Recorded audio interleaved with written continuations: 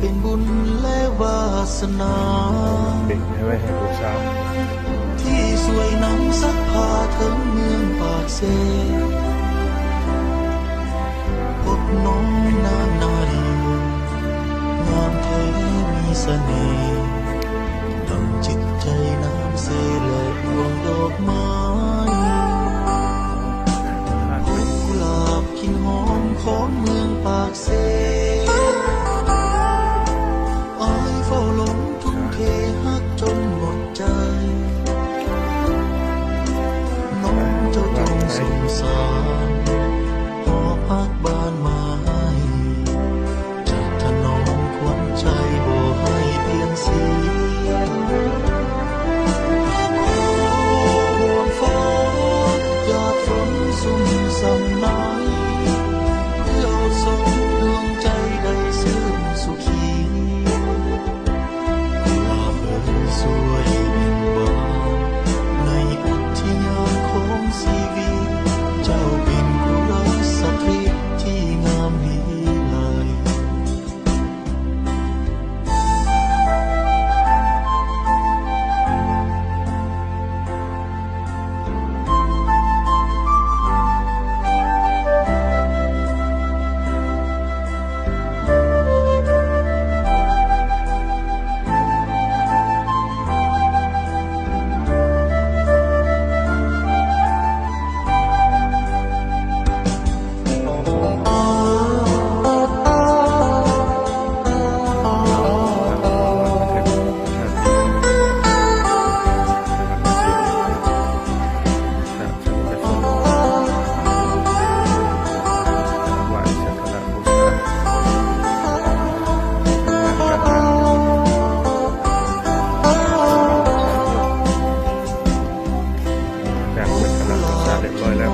ของเมืองปากเซอ้ายเฝ้าหลงทุ่มเทฮักจนหมดใจน้องเจ้าจงสงสาร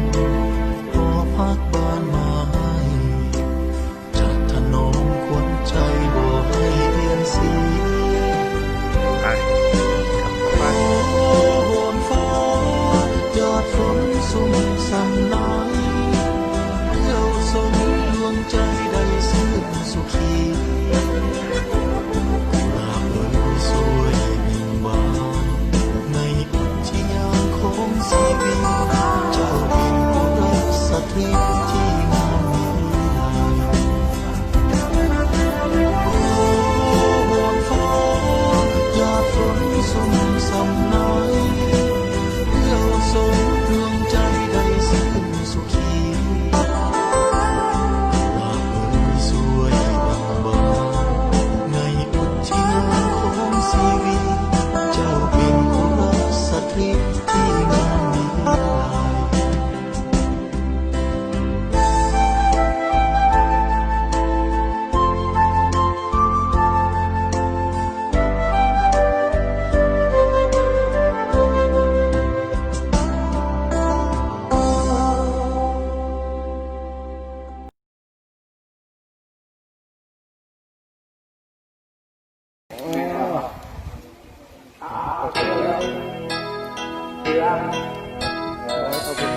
สาวเชือง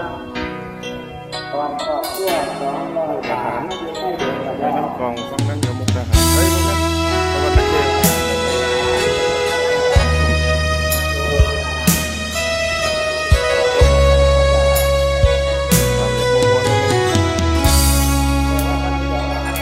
นางเคยผ่านสายมาแล้วมากมายหลายหน้าจนถึงขนานนามว่ายอดหญิงแม่นกราตรีสังคม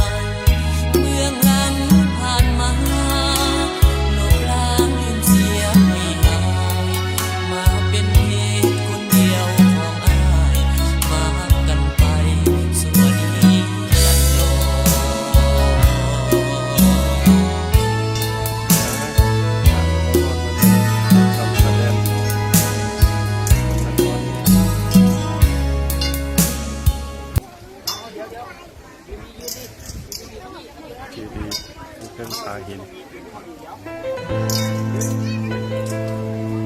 ครับครับเดี๋ยวอีกวันไทยไหนครับ ใช่นครหลวงแม่จันทร์สิงห์ทองสิงห์ไทย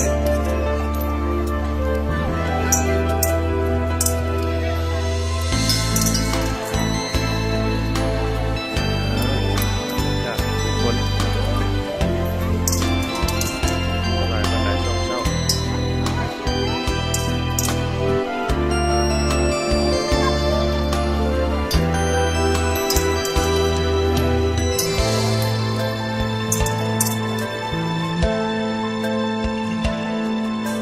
คิดทั้งภาพที่เราเคยห่วมหากันทางก็เอ่ยขานว่าจากสัวนิรันดรเป็นเพียงความฝัน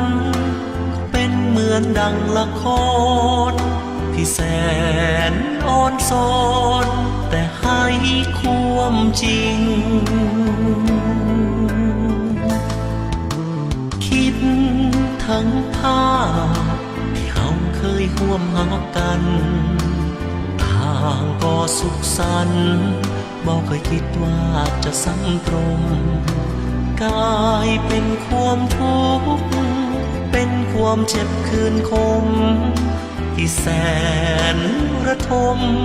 หยดด้วยน้ำตาเมื่อหลับตาลงครั้งใดจิตใจนั้นยังคิดถึงแต่เขาคิดถึงเมื่อตอนเคยสุขในหักเขาบัดนี้เงียบเหงาเป็นเพียงภาพแห่งความหลัง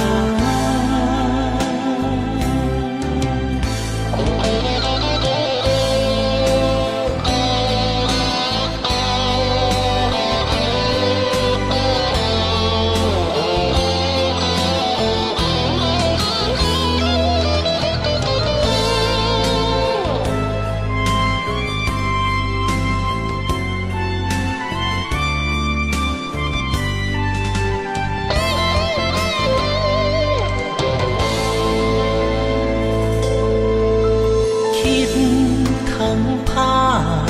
ที่เราเคยห่วมหากันทางก็สุขสันต์บอกเคยคิดว่าจะซ้ำตรงกลายเป็นความทุกข์เป็นความเจ็บคืนคมที่แสนระทมหยดด้วยน้ำตาเมื่อหลับตาลงครั้งใดจิตใจนั้นยังคิดถึงแต่เขาคิดถึงเมื่อตอนเคยสุขในหักเขาบัดนี้เงียบเหงาเป็นเพียงภาพแห่งความหลัง